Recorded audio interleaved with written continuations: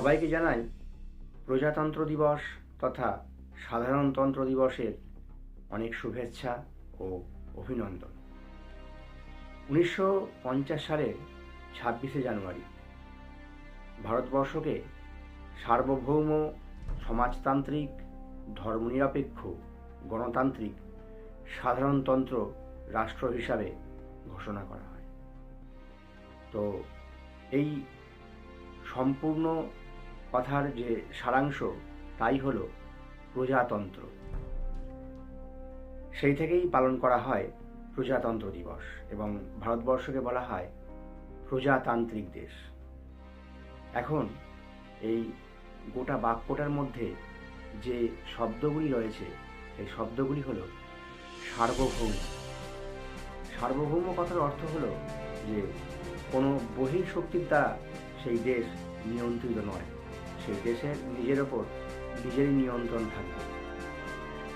সমাজতান্ত্রিক কথার অর্থ হলো সমাজের সকল স্তরের মানুষ সেই দেশের মধ্যে সমান সুযোগ সুবিধা ভোগ করতে পারবে, অর্থাৎ সমাজতান্ত্রিক সাম্যবাদ। ধর্মনিরপেক্ষ কথার অর্থ তো আমরা সকলেই জানি। ধর্মনিরপেক্ষ কথার অর্থ হলো যে কোনো নির্দিষ্ট ধর্ম এই রাষ্ট্রের মূল ভিত্তি নয়, সকল ধর্মই এখানে স্থান পাবে। আর গণতান্ত্রিক সাধারণতন্ত্র এই কথার অর্থ হলো দেশের জনগণ অর্থাৎ সাধারণ মানুষ, তাদের ওপরেই সকল ক্ষমতা থাকবে। দেশের কোনো রাজা বা রানী থাকবে না, দেশের মানুষই ঠিক করবে যে সেই দেশের শাসনভার কার ওপর থাকবে। অর্থাৎ এখান থেকেই বোঝা যায় যে ভারতবর্ষের মূল ভিত্তি হল প্রজাতন্ত্র। তো এই সম্পূর্ণ যে বাক্যটি, এই সম্পূর্ণ বাক্যটির মধ্যে যে শব্দগুলো আমরা জানলাম, আপনাদের কি মনে হয় বন্ধুরা, এই সমস্ত শব্দগুলো কি ভারতবর্ষের মধ্যে বিবেচিত হয়? ভারতবর্ষের মধ্যে কি সত্যি সমাজতান্ত্রিক সাম্যবাদ রয়েছে? সমাজের সকল স্তরের মানুষ কি ভালো আছে?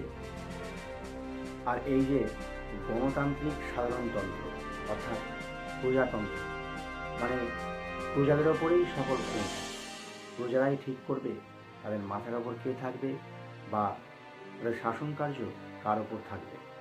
তো এটা কি সত্যিই প্রজারা ঠিক করতে পারছে? এটা সত্যিই বিবেচনার বিষয়।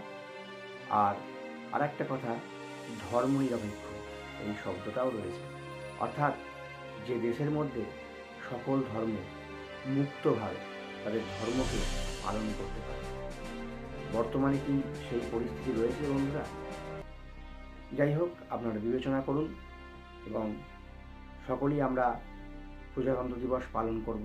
কিন্তু প্রজাতন্ত্র দিবস পালন করতে গিয়ে আমরা যেন সকলেই মনে রাখি যে এই প্রজাতন্ত্র দিবসের আসল মানে কি। এই প্রজাতন্ত্র দিবসের আসল মানে কিন্তু ভুলে গেলে চলবে না। আমাদের সকলকেই মনে রাখতে হবে যে আমরা প্রজাতন্ত্র দিবস পালন করছি শুধুমাত্র নামে নয়, যেন এই প্রজাতন্ত্র কথার মধ্যে যে কথাগুলি, যে শব্দগুলি নিহিত রয়েছে, প্রত্যেকটা শব্দ আমরা ঠিকঠাক পালন করতে পারছি। আজ এত অবধি থাক বন্ধুরা, আবার কোনো ভিডিও